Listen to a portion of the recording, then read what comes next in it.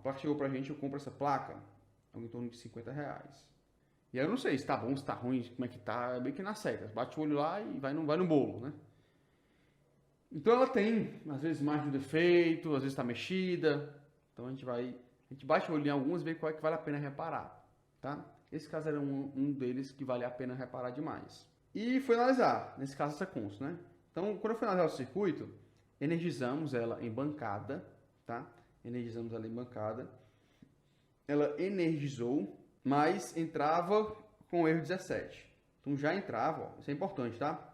Já entrava com erro 17. Por que isso é importante? Ah, detalhe que o erro 17 é erro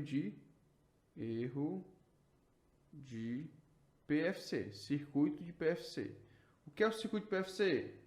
Antes de eu mostrar o que é o circuito de PFC, já entrava com o erro 17. O que é importante de saber que já entrava com o erro? É diferente de quando ela parte do compressor e dá o erro.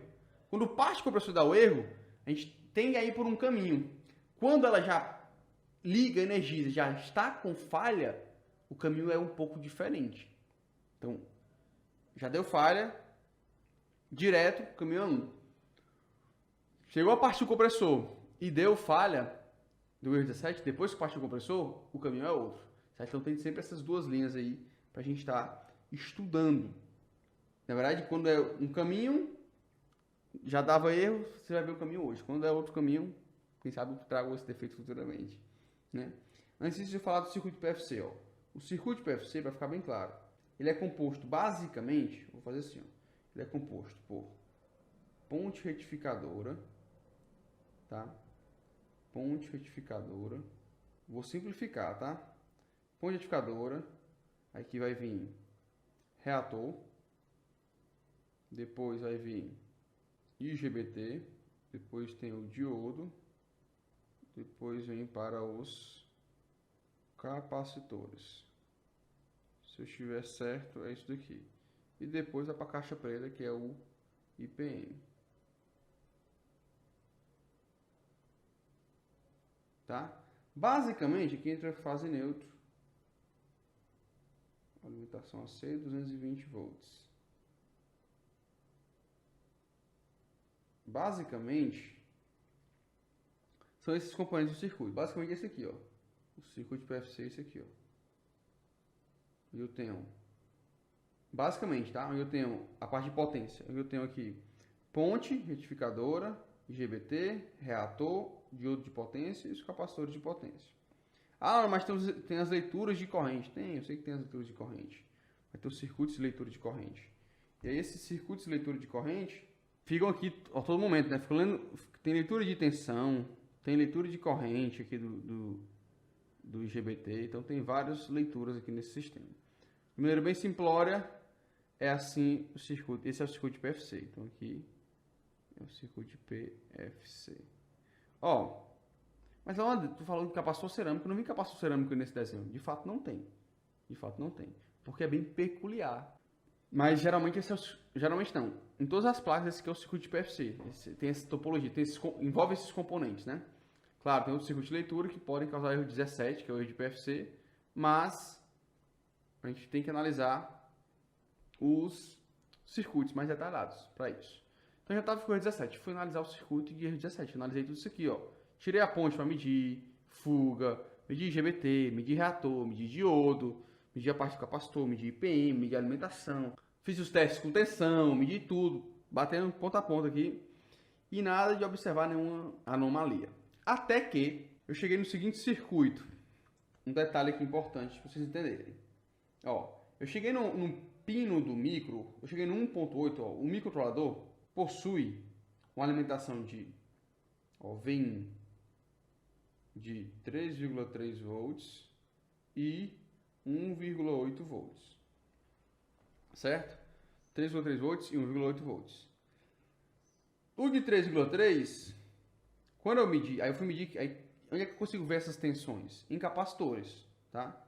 Então, aqui eu tenho um capacitor por 3,3 e eu tenho outro capacitor por 1,8.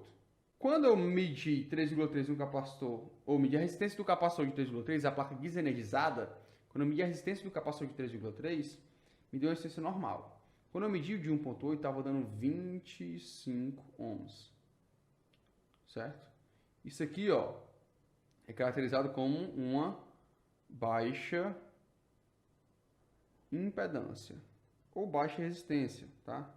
Ou resistência. Beleza. Baixa impedância ou baixa resistência. Achei estranho. Achei estranho. Fui rastrear essa baixa impedância.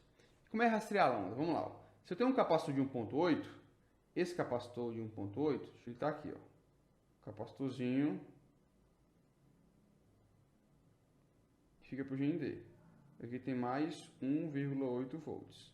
Tudo que vai conectado daqui para cá, ó, tudo vai conectado daqui para cá, tem uma tensão de 1.8. Então, se esse capacitor, o curto está no capacitor, não necessariamente. O curto pode estar no capacitor, no regulador, que regula 1.8, tem um reguladorzinho de 1.8 que fica antes do capacitor.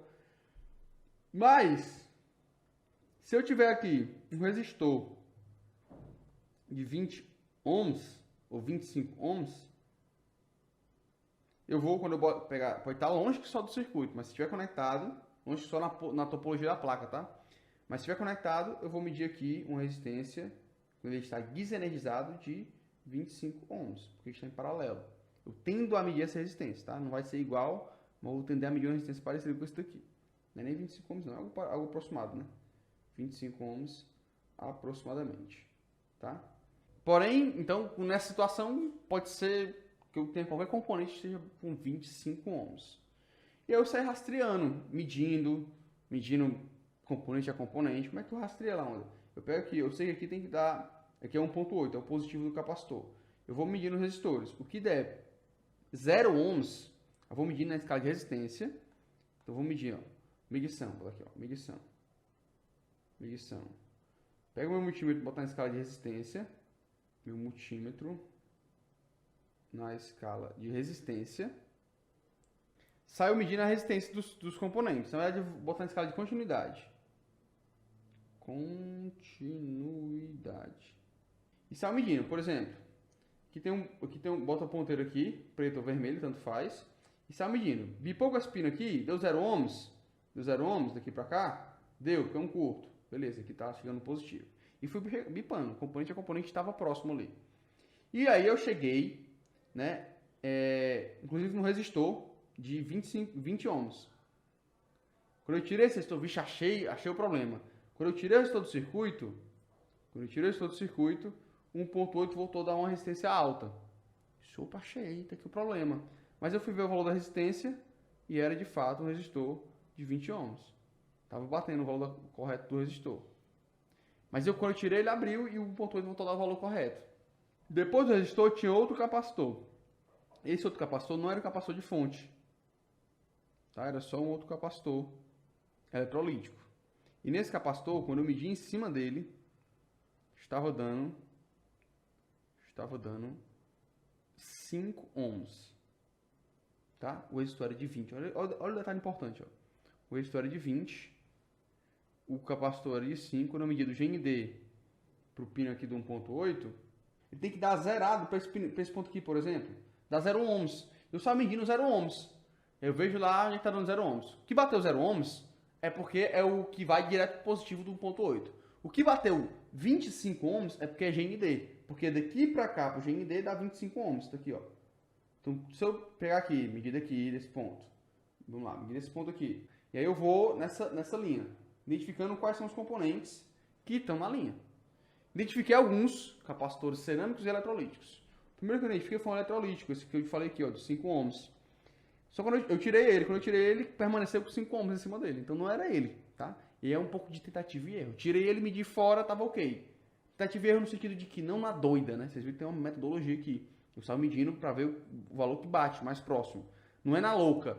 Porém, não é na doida, mas eu não tenho como ter certeza qual componente está em curto se eu não tirar ele da placa. Nesse caso aqui, tá? Preste atenção. Tem outras técnicas de identificar curto. Existem outras técnicas de identificar curto. Estou falando de uma delas. Então fui lá e fui tirando. Tirei esse capacitor, não era ele. Volta ele. Aí vi que tinha dois capacitores cerâmicos vizinhos um ao outro.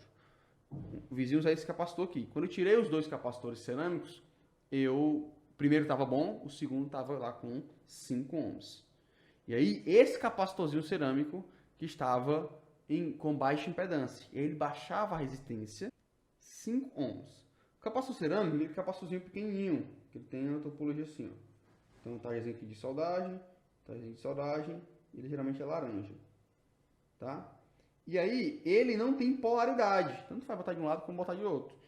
E um teste que a gente faz com ele na placa é medir a resistência dele. Quando começa a resistência dele, eu consigo ver qual o valor. Tem que dar um valor alto, não pode dar um valor muito baixo. Se tem um valor muito baixo, ele tá com problema, tá? E foi o caso. Quando eu tirei, tava com baixa impedância, troquei e a máquina parou de dar de cara o erro 17. Olha, por causa de um capacitor de cerâmica. Cara, esse capacitor de cerâmica aqui, se a gente precisar na internet, capacitor cerâmico. 1000 capacitores desses, R$100. 50 capacitores desses, R$25. 50 por 25, dá quanto? Cada um é 50, né? 50 centavos cada um. Aqui, ó. 20 peças por R$20, tá? R$1 cada um. Ó, SMD, lote 100 chips de cerâmica capacitor de 100 nano, R$92. Sai menos de R$1 cada um. Em torno de 50 a R$1. 50 centavos a R$1. Então, um capacitorzinho de 0,50 ou R$1. E aí, cara, muita gente condena uma máquina dessa. Eu comprei de sucata. Estava condenada por causa de um capacitor de cerâmica. Olha o absurdo, né? Olha o absurdo que é quando você não conhece a manutenção eletrônica. 50 centavos, R$1 o capacitor que a gente trocou e o cara condenou a máquina completa. No mínimo condenou a placa. Uma placa que não vende mais aqui no Brasil, na verdade. Não vende mais, tá? A gente consegue vender ela aqui de entre 400 a R$700, tá? Depende da situação, enfim, depende de vários outros fatores. Imagine algo em torno disso. R$500 tranquilamente a gente consegue vender essa placa. Hoje, porque ela não está escassa no mercado. Então, dificulta ainda mais achar ela se valoriza. E é uma placa que o cara condenou por causa desse componente.